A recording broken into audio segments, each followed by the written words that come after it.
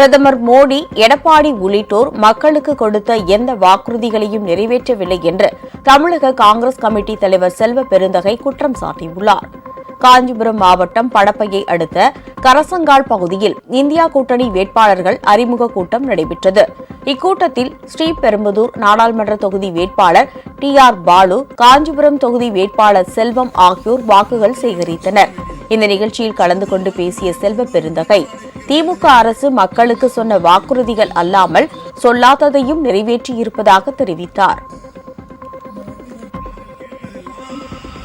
கொடுத்த வாக்குறுதியை நிறைவேற்றாத மோடி, கொடுத்த வாக்குறுதியை நிறைவேற்றாத எடப்பாடி பழனிசாமி, கொடுத்த வாக்குறுதியை 2 ஆண்டுகளில் 90 விழுக்காடு நிறைவேற்றிய தளபதி அவர்கள், கொடுத்த வாக்குறுதி மட்டுமல்ல, கொடுக்காத வாக்குறுதிகள், இன்னுயிரை காப்போம் 48 எந்த தேர்தல் வாக்குறுதியில் நாங்கள் கொடுத்தோம்.